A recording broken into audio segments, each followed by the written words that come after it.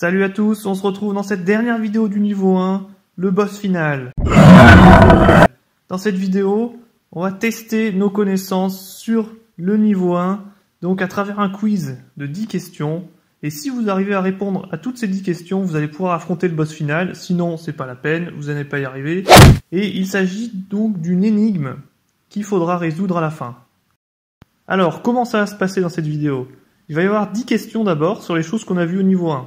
Donc ton boulot, donc tu vas d'abord prendre un stylo et un papier. Ouais, on est encore en 2020, hein, ça existe toujours, du papier et du stylo. Pour noter tes réponses. Après avoir répondu, la réponse sera dévoilée. Et donc si tu as répondu juste, tu marques un point. Donc tu notes bien, bon ok, un point à chaque question que tu as répondu juste. À la fin des 10 questions, tu fais un total. Et tu auras droit à un petit commentaire de ma part par rapport à ton score. Si tu as eu juste aux 10 questions, tu vas pouvoir affronter le boss final. Donc t'es chaud, t'es prêt pour affronter cette énigme de la mort. Si t'as pas eu 10, c'est pas la peine de te pisser dessus devant le boss. Vaut mieux regarder les vidéos du niveau 1 encore une fois pour t'entraîner. Et à la fin, si tu défonces le boss final, tu pourras passer au niveau 2. Ce serait un énorme succès, une fierté énorme. Alors, vas-y à fond. On commence avec la question numéro 1 par rapport à la leçon 1. Comment s'appelle l'outil qui nous permet de lire les caractères à l'aide des lettres de notre alphabet? A. La piscine. B. Le pinyin. C. Une tronçonneuse. Ou D. L'alphabet. Et la réponse est le pinyin. Quelle surprise! Question numéro 2. Le H en pinyin, comme dans... je vais pas le dire, hein, sinon c'est une réponse trop facile. Se prononce comme un H, comme dans le mot hippopotame, comme un J, comme dans le mot Jackie, comme un K, comme dans le mot Kevin, ou comme un R, comme dans le mot riz. Et la réponse, ni hao, c'est le riz. Question numéro 3. Le X en pinyin, comme dans... je vais pas le dire non plus, c'est trop facile. Se prononce comme un X, comme dans xylophone, comme un C, comme dans crotte, comme un CH, comme dans cheval, ou comme un Z, comme dans zèbre. Ici, c'était bien évidemment chier. Chier, donc ch comme cheval. Question numéro 4, toujours sur la leçon numéro 2. Le U, comme dans... se prononce comme un U, comme dans la colle UU, comme un T, comme dans t'as rien pigé, comme un OU, comme dans pou, ou comme un I, comme dans idiot.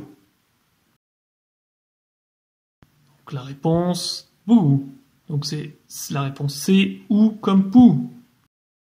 Question 5. Le ton dans le mot chi correspond au premier ton, deuxième ton, troisième ton, ou à une boîte de thon?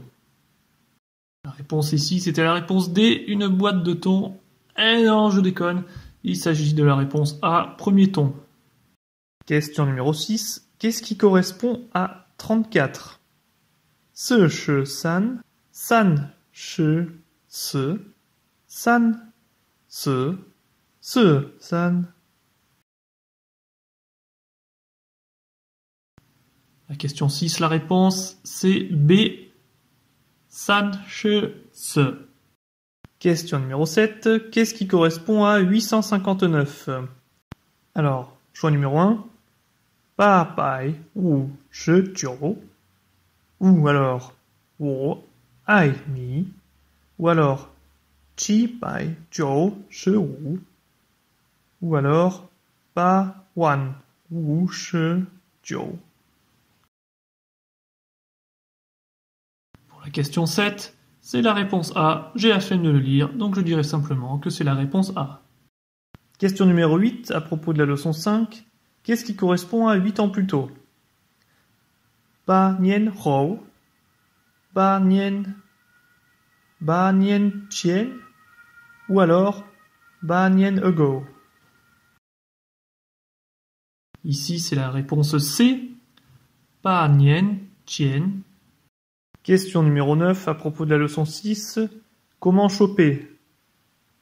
Wo, ai ni, ou alors ta ai wo, ou alors ni ai ta, ou alors nimen ai tamen. Comment choper la réponse? Grosse question. Et puis, une réponse très importante pour votre avenir, c'est la réponse A. Wo ai ni. Question numéro 10, dernière question. Dans quelle phrase voit-on une marque de politesse?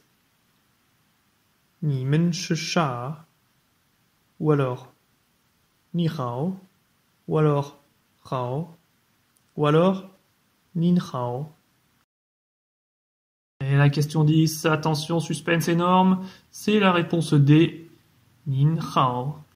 Alors, maintenant vous pouvez faire le total de vos points. Voilà mon petit commentaire. Si tu as 0 points au total, arrête d'apprendre le chinois. Parce que ça veut dire que tu as même raté la question numéro 1. Et du coup, on peut plus rien pour toi. Si tu as moins de 5 points, arrête la vidéo maintenant. Parce que l'énigme va être trop compliquée. Et tu vas vraiment te chier dessus devant le boss final.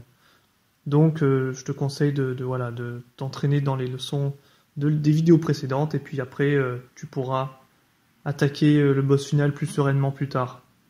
Si tu as entre 5 et 10 points, t'y es presque, donc c'est peut-être une petite erreur, dommage. Regarde encore une fois les leçons, et puis la prochaine fois tu vas y arriver, je crois en toi. Et si tu as 10 points, t'es un dieu. Respect, c'est très bien, je suis fier de toi.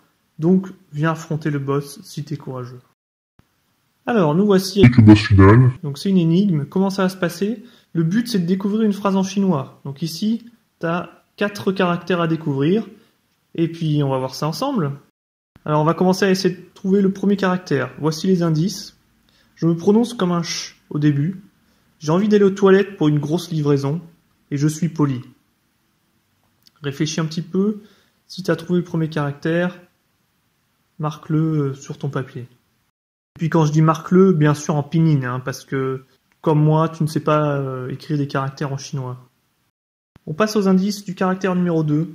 Je suis le frère jumeau du caractère de la question 1. Si t'as pas compris, je me retrouve dans le caractère 1, tellement il me ressemble. Et si t'as toujours pas compris, je suis le sosie du caractère 1. Pour le troisième caractère, un petit peu plus compliqué, le seul indice, je suis l'habitat d'un oiseau. Et pour le dernier caractère, t'y es presque, je suis la marque du pluriel des pronoms personnels en chinois. Maintenant, la réponse va être dévoilée, et la phrase qu'on cherchait, c'était « xie xie ni men », qui signifie donc en français « merci à vous, merci à tous, merci les gars ».